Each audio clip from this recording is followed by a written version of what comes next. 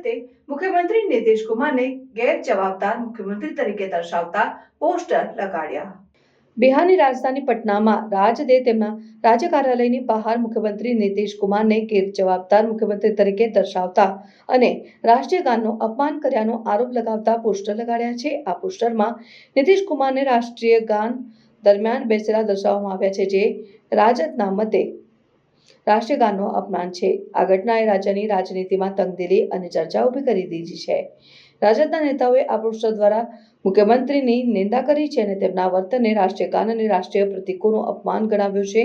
તેમણે મુખ્યમંત્રીની જવાબદારી અને ગંભીરતાને પ્રશ્ન કર્યો છે।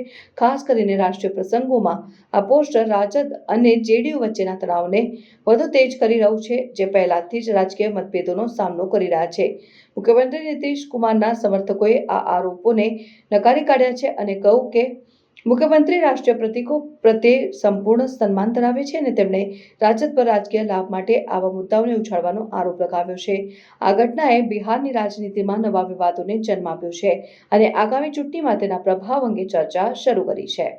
રાજદના પગલાંને કેટલાક રાજકીય વિશ્લેષકો રાજકીય કાવતરું માનતા નથી અને તેઓનું માનવું છે કે આ પ્રકારની કાર્યવાહીથી જનતા પર નકારાત્મક અસર પડી શકે છે। તેમનું કહેવું છે કે રાજકીય પક્ષોએ આવા સંવેદનશીલ મુદ્દાઓ પર વધુ જવાબદારીપૂર્વક વર્તવું જોઈએ અને આ વિવાદે બિહારની રાજનીતિમાં નવી ચર્ચાઓને જન્મ આપ્યો છે અને આગામી દિવસોમાં તેની અસર જોવા મળશે।